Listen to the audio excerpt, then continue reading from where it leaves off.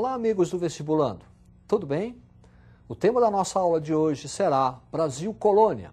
Vamos identificar as principais instituições e as principais atividades econômicas do período colonial. Preste atenção nesta gravura. A gravura retrata aspectos da vida cotidiana durante o período colonial. Período colonial que está subdividido em pré-colonial e colonial. Pré-colonial, 1500, 1530, caracterizado pela atividade da extração do pau-brasil e o regime de feitorias. Observe este mapa. O mapa assinala em pontos amarelos as principais feitorias portuguesas aqui no Brasil para a extração do pau-brasil. Essa atividade econômica era exercida pelos índios, portanto os índios iam até a mata, retiravam a madeira pau-brasil, que tinha uma importância para a Europa, retirava-se desta madeira uma substância, uma tinta corante, que seria utilizado para tingir tecidos. E feitoria é um entreposto comercial. Algumas vezes, ao longo do ano, embarcações portuguesas chegavam no litoral, retiravam a madeira e colocavam no interior da feitoria bugigangas, presentes para os índios. Isso se chama escampo. A partir de 1530, com a chamada expedição de Martim Afonso de Souza, inicia-se o período colonial. E esse período colonial é caracterizado pela instituição das capitanias hereditárias. É a divisão do Brasil em 14 longos lotes de terra entregues aos donatários, capitães donatários.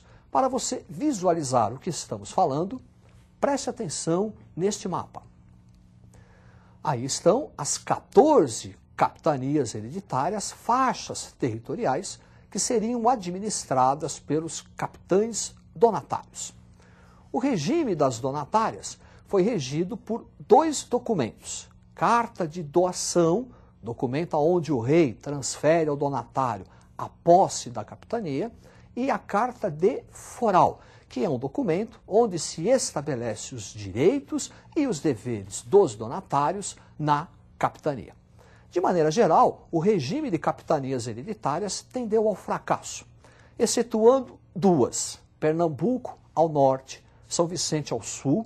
As duas prosperaram em virtude do cultivo e o desenvolvimento da cana-de-açúcar. As demais tenderam ao fracasso. Falta de recurso dos donatários, ataque de índios. Para que o sistema de colonização e povoamento da terra não fosse atrapalhado, o Estado português vai criar o governo geral. O governo geral é uma centralização político-administrativa que Portugal realiza na colônia. O primeiro governador-geral, Tomé de Souza, que vai fundar a primeira cidade e primeira capital do Brasil, a cidade de Salvador. Foi durante o governo de Tomé de Souza que os jesuítas iniciaram a catequização dos índios, com a instalação do primeiro bispado no Brasil, também na cidade de Salvador. Duarte da Costa, nosso segundo governador-geral, o seu governo teve uma série de complicações, atrito dos colonos com os índios e a invasão francesa no Rio de Janeiro. O terceiro governador-geral, Mendes Sá. Com Mendes Sá, houve a expulsão dos franceses e a fundação daquela que será a segunda cidade e também segunda capital do Brasil, a cidade de São Sebastião, do Rio de Janeiro. Para reforçar o que estamos falando, preste atenção neste quadro. Administração colonial, as capitanias hereditárias, o governo geral e as câmaras municipais. As câmaras municipais refletem o chamado poder local. É onde os grandes proprietários de terra decidiam, tomavam as principais decisões políticas. Aumento de salário, cunhagem de moeda, aumento ou não dos impostos. Eram representados pelos chamados homens bons. Quer dizer, para ser vereador, que era em número de 3, tem que ser grande proprietário de terra e escravocrata. Para ser juiz, também tem que ser um grande proprietário de terra e escravocrata. Isso era chamado de homens bons. Ao longo do período colonial, nós vamos ter uma série de conflitos entre a Câmara Municipal, que lutava pelos interesses locais do colono, e as instituições metropolitanas, o governo geral, o Conselho Ultramarino, que representava as decisões do Estado metropolitano. Sobre a atividade econômica, o primeiro grande produto vai ser a cana-de-açúcar, o mundo do açúcar, desenvolvido a partir da plantation, o latifúndio, monocultor, escravocrata.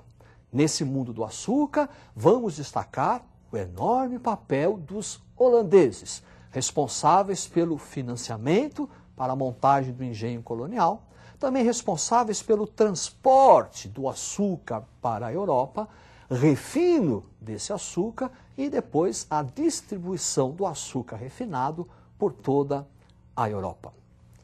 Preste atenção nesta gravura. Aí está o engenho colonial. Podemos identificar a senzala, onde ficavam os escravos, a Casa Grande, não só residência, mas também um quartel-general, um centro administrativo de toda a vida colonial, ali a capela e aqui o engenho colonial, o principal local do mundo do açúcar. É por isso que falamos agromanufatura do açúcar. Quer dizer, primeiro, a agricultura, o cultivo da cana-do-açúcar. Manufatura, que é transformar a cana-de-açúcar em açúcar, no engenho colonial. Na casa de purgar, na fornalha, a transformação da cana-de-açúcar em garapa, melaço, para finalmente a produção do açúcar. Além da atividade econômica açucareira, temos também o tabaco, importante atividade que vai suprir o mundo do açúcar de escravos, utilizado no tráfico negreiro, e a pecuária, uma atividade importante para o mundo do açúcar, já que a pecuária era responsável pelo fornecimento do alimento, a carne, o leite. Também a pecuária era utilizada no transporte, o famoso carro de boi, e força motriz para o funcionamento da moenda, que vai transformar a cana-de-açúcar em garapa. Esse mundo do açúcar é tão importante que podemos fazer uma comparação com a pecuária. Preste atenção no quadro. Açúcar é uma atividade econômica desenvolvida no litoral, litorânea, mais próxima à zona de escoamento para atender às necessidades do mercado externo. Já a pecuária não, foi uma atividade econômica do interior. A pecuária foi uma das atividades que vai favorecer a interiorização da colonização, porque a pecuária voltava-se para atender às necessidades do mercado interno. No mundo do açúcar, trabalho escravo, e na pecuária, trabalho livre. Muita atenção, pecuária, trabalho livre, porque a pecuária no Brasil é uma pecuária extensiva. O gado fica solto, à vontade. Então você não pode colocar escravos para tomar conta. É aí que vai surgir a famosa figura do boiadeiro. Como diz aquela canção, sou desse chão onde o rei é peão. Então perceba, no mundo do açúcar, por causa da escravidão, a noção de trabalho que nós temos é negativa. Quando falamos de pecuária, por causa do trabalho livre, a noção de trabalho que nós temos é uma noção positiva. Uma outra atividade econômica, mineração, também responsável pela interiorização da colonização do Brasil e responsável pela mudança social, econômica e cultural do período colonial. Preste atenção no mapa. Aí estão identificadas as principais áreas de mineração do período colonial. Perceba, vestibulando, que elas são interioranas. É por isso que dissemos que a mineração é uma atividade responsável pela ocupação do interior da colônia. A mineração também é caracterizada pelo forte fiscalismo do Estado português para evitar a prática do contrabando. O quinto, a criação das casas de fundição, a famosa derrama, são exemplos desse fiscalismo do Estado português. Mas a grande consequência da mineração para o período colonial foi o crescimento populacional em larga escala e o desenvolvimento das cidades, o urbanismo. Desse desenvolvimento, nós vamos ter a formação do mercado interno, desenvolvimento de atividades econômicas que vão favorecer a circulação da moeda, tráfico de escravos da decadente zona canavieira do Nordeste para a região Centro-Sul e também um mercado da pecuária, abastecimento de gado leiteiro e gado do corte do Sul em direção à região das Minas. Preste atenção nesse quadro. Aí está mineração, crescimento populacional, desenvolvimento do mercado interno, por conta do desenvolvimento de cidades, urbanismo, interiorização, desenvolvimento artístico e ideias de emancipação. Desenvolvimento artístico. Durante o período da mineração, o Brasil recriou um estilo barroco, muito bem retratado na figura de Antônio Francisco Lisboa, o nosso Aleijadinho. E também no sentido da literatura, desenvolvimento da escola literária, o arcadismo, muito influenciado pelo iluminismo europeu. E ideias de emancipação. Em virtude do desenvolvimento de uma classe média rica ligada à área mineradora, os pais mandavam seus filhos estudarem na Europa.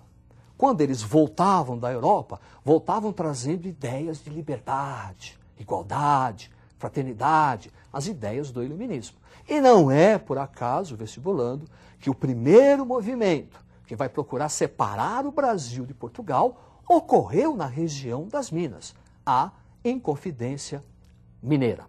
Preste atenção neste quadro.